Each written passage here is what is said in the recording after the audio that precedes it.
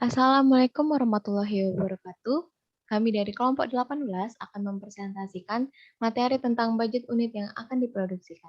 Dengan saya Rana Amelia dan rekan saya Harika Rahmadini. Selanjutnya, materi pertama akan dijelaskan oleh Harika Rahmadini. Baiklah, terima kasih. Materi selanjutnya yaitu pengertian. Pengertian dari budget unit yang diproduksi yaitu budget yang direncanakan secara lebih terperinci tentang jumlah unit barang yang akan diproduksi oleh perusahaan selama periode yang akan datang. Dalam hal ini meliputi kuantitas, kualitas, dan kapan produksi tersebut dilakukan. Yang kedua, rencana perusahaan di bidang produksi. 1. Rencana tentang urutan proses produksi dari bahan baku menjadi barang jadi. 2. Rencana tentang layout atau penempatan serta penyusunan mesin dan peralatan produksi. 3. Rencana tentang scheduling produksi. 4. Rencana tentang organisasi produksi. 5. Rencana tentang pengembangan produk. 6. Rencana tentang biaya-biaya produksi. Selanjutnya, itu kegunaan budget unit yang akan diproduksikan. Yang pertama secara umum yaitu sebagai pedoman kerja, alat koordinasi, dan sebagai alat pengawasan. Yang kedua secara khusus yaitu sebagai dasar penyusunan budget unit biaya produksi dan biaya administrasi. Selanjutnya, data dan informasi untuk menyusun budget unit yang akan diproduksikan. Yang pertama, rencana penjualan yang tertuang dalam budget penjualan. Yang kedua, kepastian mesin dan peralatan produksi yang tersedia. Yang ketiga, tenaga kerja yang tersedia. Yang keempat, modal kerja yang dimiliki perusahaan. Yang kelima, fasilitas-fasilitas lain yang dimiliki. Yang keenam, perusahaan yang optimal. Yang ketujuh, kebijakan perusahaan di bidang persediaan barang jadi. Yang kedelapan, kebijakan pola produksi selama periode yang akan datang. Selanjutnya, itu pola produksi konstan stabil. Dari tabel di atas, kita bisa melihat keuntungan dan kerugian. Keuntungannya yaitu tenaga kerja akan terus terpakai sepanjang tahun. Yang kedua, mesin dan peralatan terus terpakai. Yang ketiga, jumlah produksi selama-sama setiap bulan maka memungkinkan akan terjadi. Dan kerugiannya yaitu 1. Biaya pemeliharaan, biaya penyimpanan menjadi besar. Yang kedua, risiko penyimpanan yang besar, misalnya kerusakan, penurunan kualitas, penyusutan volume, ketinggalan zaman, dan lain-lain. Baiklah, selanjutnya akan dibacakan oleh Rana Amelia. Baiklah, lanjut kesimpulan pola stabil. Bahwa pola yang stabil lebih sesuai dipakai oleh perusahaan yang sifat barang jadi yang diproduksinya tidak mengandung biaya dan risiko penyimpanan yang besar. Sehingga walaupun pada bulan-bulan tertentu terjadi penumpukan persediaan barang jadi, tetapi biaya dan risiko penyimpanan rendah. Lanjut. Pola produksi yang bergelombang sesuai dan setingkat dengan gelombang pola penjualan. Dari data di atas, keuntungannya yaitu pertama, menghemat biaya penyimpanan barang jadi, misalnya biaya sewa gudang, biaya pemeliharaan, modal yang tertanam dalam persediaan. Yang kedua, memperkecil resiko penyimpanan barang jadi, misalnya resiko kerusakan, penurunan kualitas, penyusutan volume, ketinggalan zaman. Yang dari tabel di atas, terdapat kerugian juga yaitu pertama, pada bulan-bulan tertentu, tenaga kerja terpaksa diberhentikan. Dampaknya yaitu problem sosial dan pesangon. Kedua, penggunaan mesin dan peralatan untuk produksi secara tidak stabil dan tidak teratur dari bulan ke bulan. Yang terakhir, fluktuasi produksi menyebabkan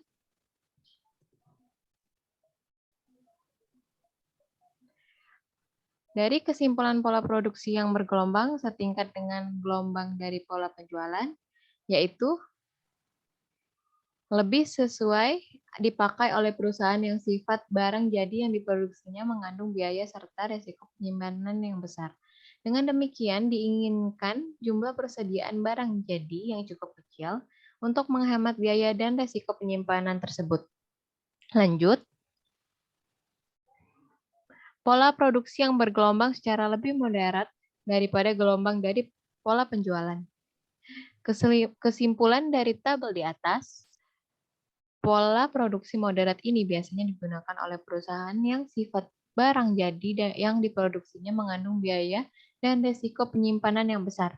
Tetapi karena adanya faktor-faktor tertentu yang menyebabkan perusahaan tidak dapat berproduksi sama dengan jumlah penjualan.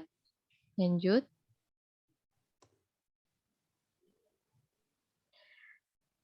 Berikut di samping ini bentuk budget unit yang akan diproduksikan. Jumlah unit yang tercantum dalam budget unit yang diproduksikan adalah jumlah unit yang berupa barang jadi, yaitu barang yang sudah benar-benar selesai dikerjakan dalam proses produksi dan siap untuk dijual. Bentuk budget unit yang diproduksikan tidak ada bentuk yang standar. Bila produk X pada bulan Januari 120 unit, maka pada bulan tersebut harus benar-benar diselesaikan dan berwujud sebagai barang jadi. Bila diperlukan lebih dari 1 bulan, maka proses produksinya harus sudah dimulai sebelum bulan Januari. Bila tepat waktu, maka perlu dilengkapi dengan jadwal tentang unit yang mulai diproduksi. Baiklah, selanjutnya terdapat contoh soal yang akan dijelaskan oleh Harika Rahmadini.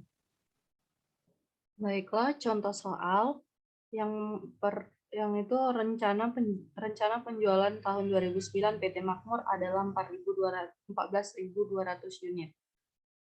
Untuk tabelnya itu bulan Januari 1.500 unit tingkat penjualannya, untuk bulan Februari 1.600 unit, untuk bulan Maret 1.600 unit, untuk bulan April 1.400 unit, untuk bulan Mei 1.200 unit, untuk bulan Juni 1.000 unit, untuk bulan Juli 700 unit, untuk bulan Agustus 600 unit, untuk bulan September 900 unit, untuk bulan Oktober 1.100 unit, untuk bulan November 1.200 unit, untuk bulan Desember 1.400 unit, dan totalnya 14.200 unit. Sedangkan perkiraan tingkat persediaan adalah persediaan awal tahun sama dengan 2.000 unit, persediaan akhir tahun 1.500 unit.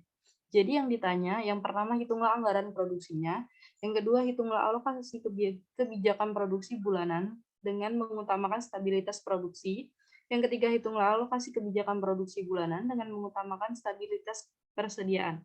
Yang keempat hitunglah alokasi kebijakan produksi bulanan dengan kombinasi, yaitu persediaan dan produksi berfluktuasi pada batas tertentu. Jadi penyelesaiannya untuk nomor 1 itu hitunglah anggaran produksinya. Yang itu yang pertama penjualan 1 tahun itu 14.200 unit. Yang selanjutnya persediaan akhir tahun 1.500 unit, lalu ditambah menjadi kebutuhan 1 tahun. Lalu ditambah 14.200 unit ditambah 1.500 unit yaitu 15.700 unit. Persediaan awalnya 2.000 unit, lalu dikurang dengan kebutuhan setahun tadi. Dapatlah jumlah yang harus diproduksikan yaitu 13.700 unit. Lalu yang nomor 2, hitunglah alokasi kebijakan produksi bulanan dengan mengutamakan stabilitas produksi. Dilakukan dengan dua cara, membagi tingkat produksi per tahun dengan 12 hingga apabila produksi selama 1 tahun itu 13.700 unit. Maka produksi per bulan yaitu 13.700 dibagi 12. Dapatlah hasilnya 1.141,67 unit. Kelemahan cara ini adalah sering ditemukan bilangan-bilangan yang tidak bulat sehingga sulit melaksanakan produksi secara tepat. Cara yang kedua yaitu membagi tingkat produksi sedemikian rupa sehingga dihasilkan bilangan-bilangan bulat dan mudah untuk dialokasikan ke bulan-bulan di mana tingkatnya penjualannya tinggi. Produksi selama 1 tahun yaitu 13.700 unit. Dalam perhitungan sebelumnya diperoleh angka 1.141,67. Bilangan tersebut dibulatkan menjadi angka 1.100. Apabila produksi per bulan 1.100 unit, maka kekurangannya adalah 13.700 dikurang 12 dikali 1.100. Dapatlah hasilnya 500 unit. Kekurangan 500 unit dialokasikan pada bulan-bulan di mana tingkat penjualannya tinggi, yaitu Januari 1.500 unit, Februari 1.600 unit, Maret 1.600 unit, April 1.400 unit, Desember 1.400 unit. Sehingga kelima bulan tersebut masing-masing akan mendapatkan tambahan sebanyak 500 atau 5 bulan sama dengan 100 unit.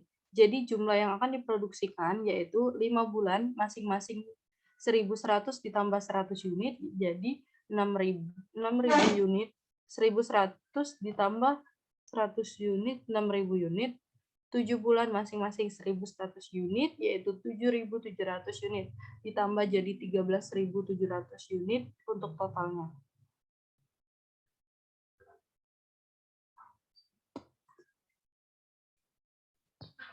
Baiklah, saya akan menjelaskan soal nomor 3. Soal nomor 3 yaitu hitunglah alokasi kebijakan produksi bulanan dengan mengutamakan stabilitas persediaan. Dilakukan dengan dua cara juga. Yang pertama, selisih antara persediaan awal dan persediaan akhir dibagi dengan 12, sehingga persediaan awal tahun 2.000 unit, persediaan akhir tahun 1.500 unit, dan selisihnya 500 unit. Selisih tersebut dibagi dengan 12, sehingga per bulannya menjadi 41,67 unit. Yang kedua, membagi tingkat produksi sedemikian rupa sehingga dihasilkan bilangan-bilangan bulat dengan mudah untuk dialokasikan secara tepat. Kelebihan hasil pembagian dialokasikan ke bulan-bulan di mana tingkat penjualan tinggi atau sesuai kebijakan perusahaan, sehingga 500 dibagi 5 sama dengan 100 unit, dan dialokasikan ke bulan Januari sampai Mei. Lanjut yang nomor 4. Hitunglah alokasi kebijakan produksi bulanan dengan kombinasi yaitu persediaan dan produksi berfluktuasi pada batas tertentu. Yang pertama dilakukan dengan dua cara juga, yaitu yang pertama tingkat produksi tidak boleh berfluktuasi lebih dari 15% di atas atau di bawah rata-rata bulanan. Produksi normal 13.700 dibagi 20 dapat hasilnya 1.141,67. Dibulatkan menjadi 1.150. Produksi maksimum 1,15 dikali 1.150.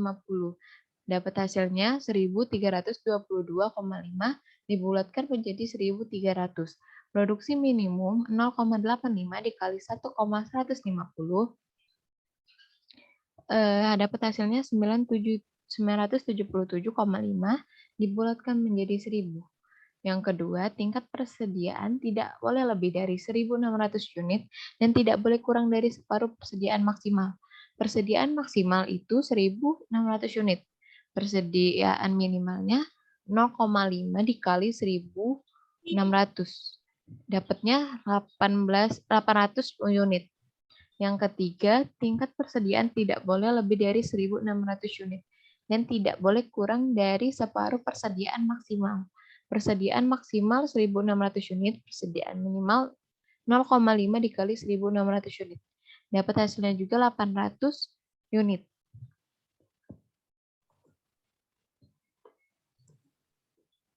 Baiklah, sekian presentasi dari kelompok 18, lebih dan kurangnya kami mohon maaf. Kepada Tuhan saya mohon ampun. Wabillahi taufiq walhidayah. Wassalamualaikum warahmatullahi wabarakatuh.